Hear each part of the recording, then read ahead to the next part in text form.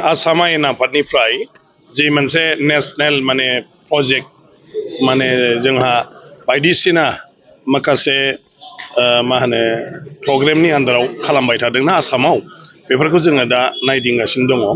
आसाम आयेन आफादाव जोंहा मोनसे सावरायनाय जादोंमोन जे नेशनेल जि प्रजेक्टफोर दं बेफोरो बबावबा लेहेम जानायनि बबावबा खामानि मावनाया थाबथानानै थानायनि थाखाय बेवहाय मोनसे थांखियाव फैदोंमोन आरो जोंनि गिबि मन्थ्रियाबो जोबनायाव खावलायदोंमोन जे स्पिकारनि दैदेननायाव बे जायगाफोरखौ भिजिट खालामनानै बेनि जाय बिफानारिफोर आरो जाय बेयाव मावनाय कन्ट्राक्टरफोर बिसोरजों सावरायनानै मा प्रब्लेम दं मा प्रब्लेम गैया आरो माबाफोर जुदि आसाम सरकारनिफ्राय मदद नांगौब्ला बेखौ खालामनानै होनाय आरो जुदि सोरबाया एसे गाफिलथि दङब्ला बेखौ जों जाहाथे सेन्ट्रेल गभर्नमेन्टनि मिनिस्ट्रिजों रायलायनानै माने थाबनो राहाखौ लाहोनो हायो बेफोरबायदिनि थाखाय जाहाथे बेफोर खामानिया माने मोजाङै जालाङो। मानो होनना बुङोब्ला बियो जुदिअ नेशनेल माने प्रग्राम बा नेशनेल स्किम बियो राष्ट्रीय मोनसे स्किम बा सेन्ट्रेल गभर्नमेन्टनि स्किम अब्लाबो बे जोंनि आसामनि थाखाय जोंनि नर्थ इस्टनि थाखाय ओंखायनो जोंनिसो नालाय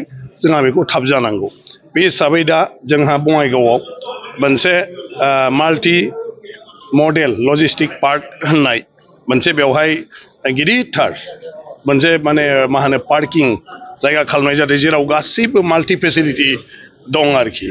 ओमफ्राय जेराव माने जाहाजजों फैनाय बा जाहाजजों लांनाय राजा लामाजों लांनाय लाबोनाय रेलजों लांनाय लाबोनाय आरो फ्लाइटजोंबो कार्ग'जों लांलाय लाबोलाय बेफोर गासिबनिबो खामानिखौ बिनिफ्राय हेन्डेल खालामजोबगोन। दा गिदिरथार मोनसे इनफ्रास्ट्राक्चार बानायगासिनो दं जाय फैगौ 2026 मायथाइयाव माने गासिबो आबुं जागोन आरो बिनि थाखायनो गुवाहाटीसिम 4 लेन मावगासिनो दङ गवालपाराजों आरो बेबायदिनो बङाइगावजोंबो कानेक्सना जाबाय राखालदुबिजों माने 4 लेन आरो बेबायदिनो जाहाज गाथोनजोंबो गासैखौबो कानेक्सन खालामनाय जादों रेलखौबो कानेक्सन खालामनाय जाजोब्बाय। ओंखायनो बे खामानिया सम मथे जागोन ना जाया आरो बेवहाय माब्लाबाफोर लकेल इसु दं नामा बेखौ जोङो दिनै नायफैदों आरो फैनानै मोजां मोनबाय।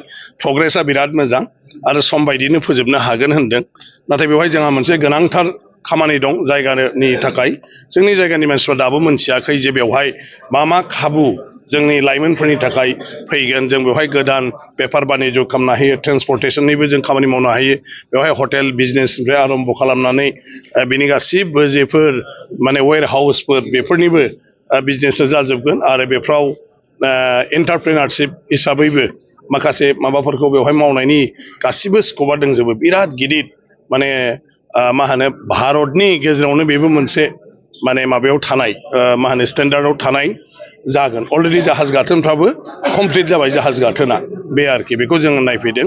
बेनि उनाव धुबरी फुलबारी माने मेघालयनि फुलबारी आरो बेनिफ्राय बांलादेश थांनाय बे लामायाव ब्रह्मपुत्रआव गोलावथार दालां 19 किल'मिटारनि दिनै नायदों।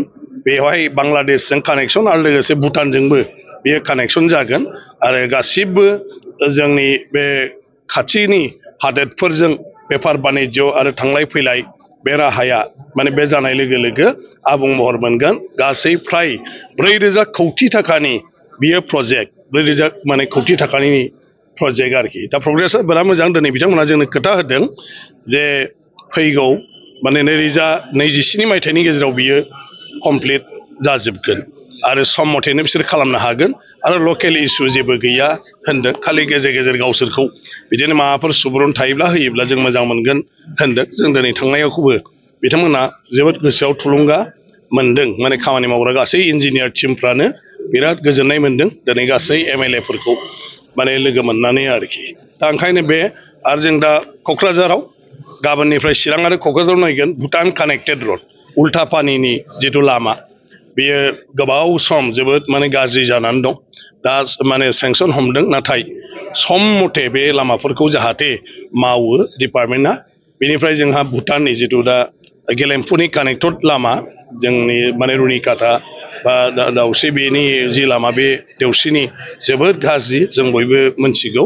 दा बेखौ नेशनेल हाइवे अथरिटिया जाहाथे थाबैनो टेकआप खालामो आरो थिग बेबायदिनो सापागुरिनिफ्राय आमटेका थांनाय जों भुटान बर्डारसिम बे लामायाबो दा आन्डार कनस्ट्राक्सनाव दङब्लाबो प्रग्रेसा बहुद माने खम होननानै रायजो राजाफ्रा कमप्लेन खालामबाय थादों।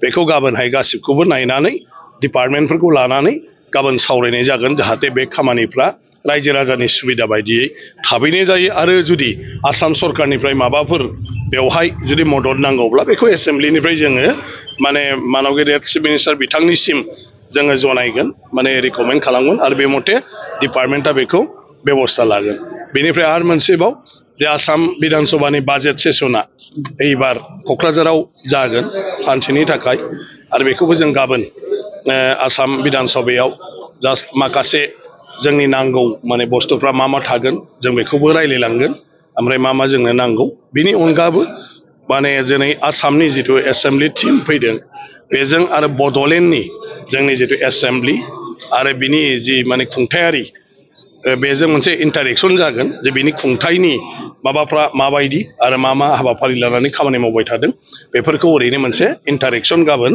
बिटिसिनि माने मानव गेदेर स्पिकारनि दैदेननायाव गाबोनहाय बे जागोन माने आसाम मा होनो बड'लेण्डनि आयेन आफादाव आरोखि ओमफ्राय बे बड'लेण्डनि आयेन आफादावनो आसामनि आयेन आफाद जफैगोननि बेलायाव जेफोर माखासे रिक्वायरमेन्टफोर दङबा जों जिहेतु दानसेनि गेजेराव खामानि मावनांगोन बेखौबो जों गाबोन एसे नायलांगोन आरो